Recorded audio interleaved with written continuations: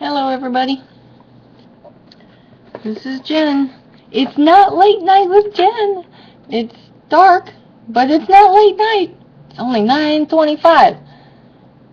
Had a free 45 minutes or so. The husband went to take the kids out for some ice cream, so that's good. And today is round 9, VLCD number 10. I began at 198.0 this round. Today it was 185.8. Yay! Down 2.6 pounds from yesterday. I was stuck at 188 point something for 5 days, so I'm very pleased to see that. It's a little early in this round to have been stuck, so I'm really pleased that I had a jump. I'm down 12.2 pounds for the round. Yay! I'm toying around with not weighing for the next couple of days. I'm in a good place. I had a big jump. I might very well stall out for the next 5 days and then jump again, and you know what? I'm probably okay with that as long as I don't let myself get down. So, we'll see.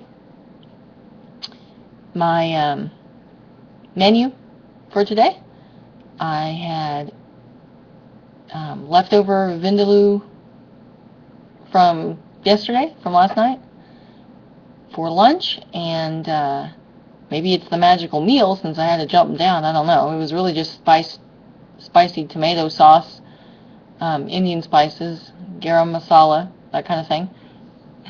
Excuse me.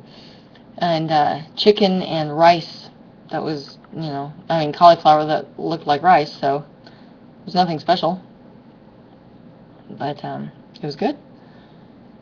And this evening I made, this is cauliflower power day because I had all that cauliflower rice to use, so I made Spanish rice. And very similar to the vindaloo, spicy tomato sauce, just totally different spices. It has chunks of tomato and diced green chilies in it. I'll show you. Can you see that? Anyway, Spanish rice. And I pureed up some cilantro and some peppers from my garden, and it turned out to be a little hot. I mean, it's my neighbor's garden too. I have poblano peppers, which aren't hot, but my neighbor has hot peppers, so I used some of them, and it turned out to be a little hot, so we put a little bit of fat-free yogurt in it. It tastes very similar to sour cream, so that helped. I serve it to my kids. They have no idea it isn't rice. I serve it to them with melted cheese over the top. And then with that, we ate beef fajita meat. I just buy HEB's seasoned beef for fajitas, and it's pre-marinated, and usually only one side has some fat to cut off. And I grilled it, and it was fine. And anyway, it was a good meal. I wanted to share with y'all the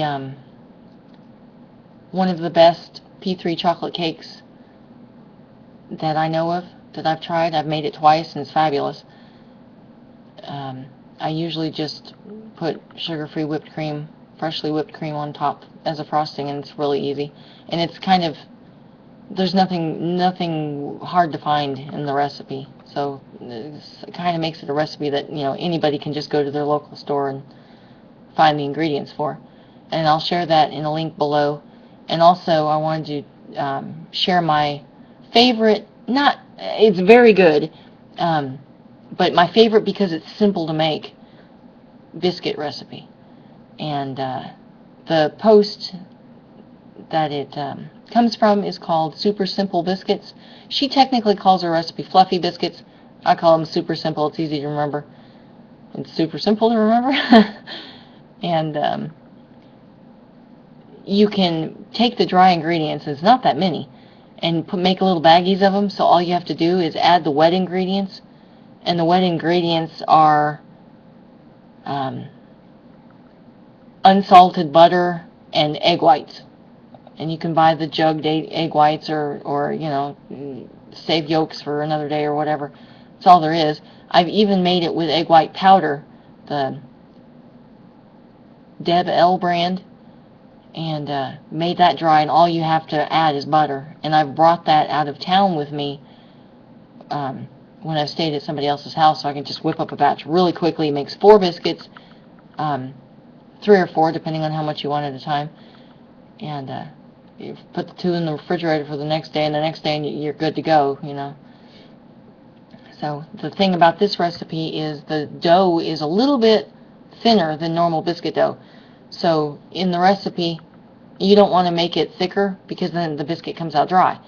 So the way around that is to take the 8-ounce ceramic ramekins, the circle things, and line them with nonstick foil and put your dough in that so that it can't spread and it won't make a flat biscuit. It'll make a round biscuit looking biscuit. I've done it without the ramekins too when I was out of town, and it makes kind of, you know, those deli flats at the grocery store?